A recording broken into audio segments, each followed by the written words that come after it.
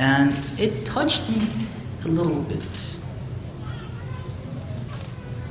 The Holy Prophet was hearing this and he was shedding tears. He was crying. And he was seeing this cruel, stone-hearted person saying this without any problem.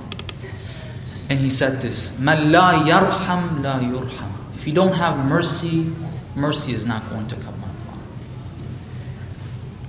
This is a very sad story. Let's wait a second here about applying the concept of mercy. I want to use this for another point here for a second. All right. The Western society considers itself modern, civilized society. The Muslims are considered savage, barbaric. You tell me, where are they talking about abortion being okay? What is the difference between aborting a child that is fully developed? It just has not left the womb of its mother. And a child that is brought out alive and they bury it. Actually, the way that they abort that child is much more cruel than the Arabs used to do 1400 years ago. And they call us barbaric. And if you don't like, the freedom, like these civil rights activists who talk about the right to abort, that's what they used to say back then. I'm the father. I have the right. It's my child. And that's why this is called modern day jahala. This is the modern jahala, modern time jahala. It's the same thing. And the other forms of cruelty that you find here. This is only one example. The same concept. It's amazing. The verses of the Holy Quran talk about it. About the child coming on the day of judgment, that girl, and asking, what was my crime that you killed me? Alright. Now, everybody's going to be asking. Back then it was only girls. Now it's everybody. It doesn't matter what the child is. If I don't like it, if I don't feel like having this child, then I can abort it. Where's the mercy? What's so civil about that? It's absolutely barbaric. Recite salawat, please.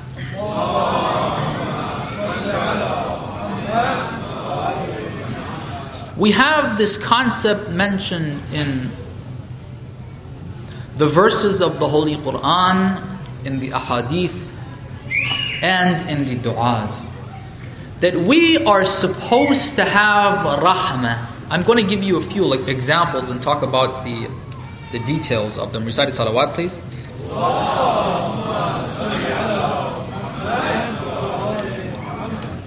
One of the things that we have, and it is found in that very same sermon that we begun these lectures with, the sermon of the Holy Prophet, that he explained a few points about this holy month. One of the things that he says there is وَارْحَمُوا صِغَارَكُمْ. Have mercy on your small ones, on the little ones. Okay. Having mercy on the younger generation is something very important. Okay, this message that I'm trying to give from the Ahl-Bait, from this hadith and the hadith that I'm about to explain, we have a lot of different ahadith explaining to us the relationship that needs to exist between different people. Okay, we have explanations and advice for the younger generation towards the older generation as well in that very same sermon. All right. And we have some that are talking to the older generation towards the younger generation. Now in this session, because we're talking about mercy, I want to talk about this aspect of it, where the Holy Prophet says, وَارْحَمُوا صِغَارَكُمْ. Okay, rahmah and mercy is from the elders. Usually, I'll explain, there are also cases where the mercy goes from the younger to the older, but the majority of cases, mercy needs to be given to the younger. And my address here is not necessarily for the elders like the 40 and up. My address is to the younger generation, because you're going to be facing the same things that sometimes you're struggling and you're worried about. Why is it that the older generation are like this? Okay. Why is this difficult? Why can't they see what I can see? And things like that. You're going to be put in the very same situation. I guarantee you, I'll be talking to your children and they'll be telling me about the same problems you're facing with your parents. Alright. There's an interesting hadith, and before that let me say that the package that we've received from the Ahl-Bait, from the Holy Prophet, is a very rich treasure. It addresses all the aspects of our lives. It's only about us looking into it and finding those jewels. If we don't, we've lost. If we don't, we have lost. This hadith is from Imam As-Sadiq Salamullah alayh. Alright, I'm not going to remind you of the point that I said.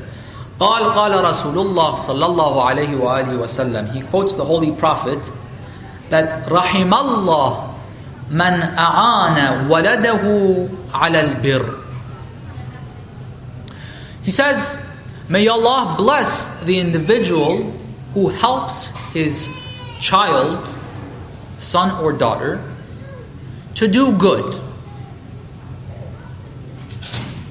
Alright, I think all parents would like to do that. If you ask, I don't know any parent that would come out right and say that, you know what, I want my child not to be good. Now we may have difference of opinion about what right and what good is, but I think everybody would agree, parents would like good for their child. Not bad. So the Holy Prophet says, may Allah bless the one who helps their child do good. The question arises, okay, how can you help your child do good? And that's a question that Yunus ibn Rabat, who is the companion of the 6th Imam, asks him after he hears this quotation from the Holy Prophet. He says, كَيْفَ يُعِينُهُ عَلَى بِرِّهِ. How does he help him to do good? How does he do that?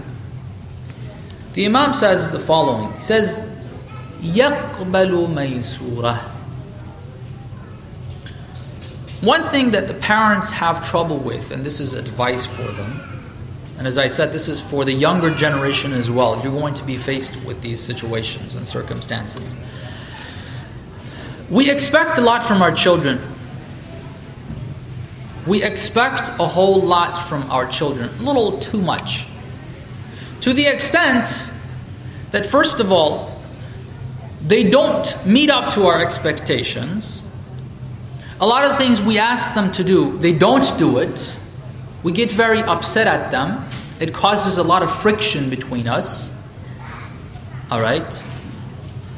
And the other thing that it does is that even the ones that they do, what they do listen to, we don't appreciate that.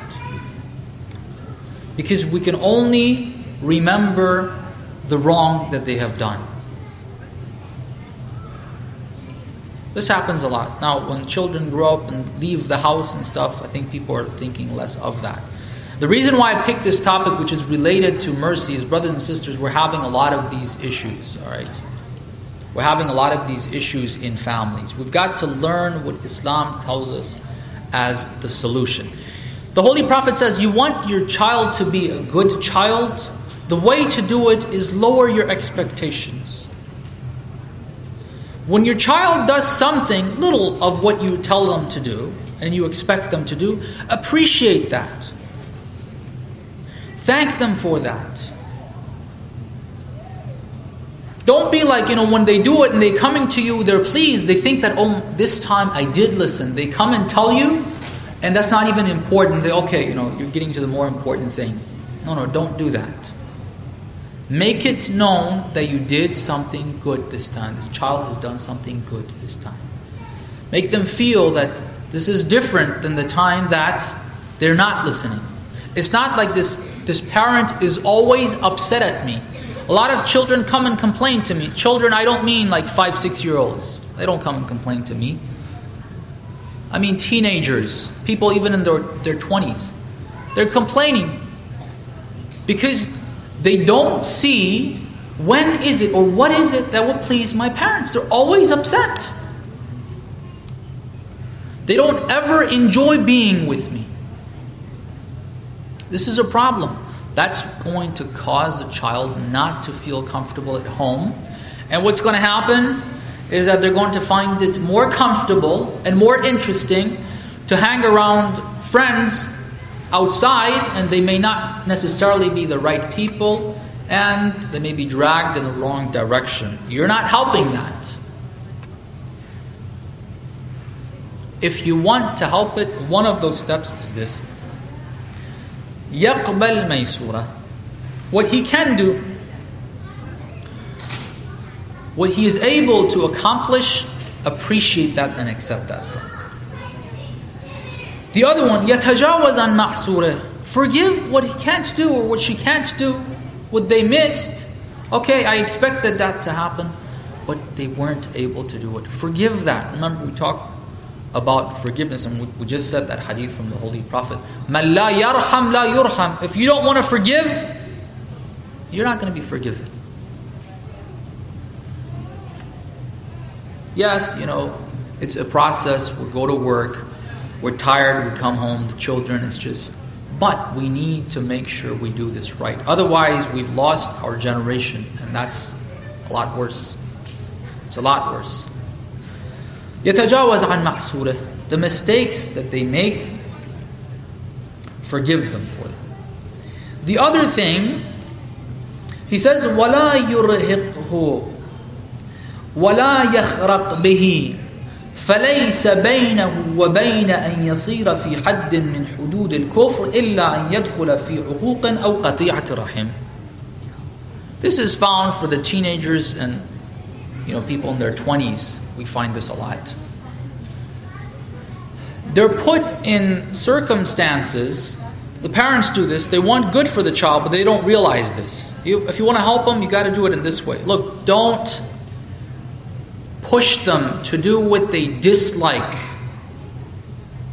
to an extent where they would be at the borders of kufr. The child sees no way out. That the only way, after there's so much pressure that the person just explodes. And they disrespect their parents and they go at them, and the parents become very upset, which is uquq. Uququl walidain. The parents being upset at the child is something that is not going to help the child. We have loads of hadith on this. A child could go, if our parents are not pleased with us, if they're very displeased with us, it reaches the stage of uquq, we're in deep trouble on the Day of Judgment. In very deep trouble. But now this advice is to the parent. Look, if you want good for your child, don't push them to disrespect you. You're causing it. You parent, you are causing it. Don't cause it. Don't cause it. A lot of it happens especially when it comes to marriage. Choosing a spouse. The youth, I think maybe some of us have forgotten. I don't know what your experience was when you got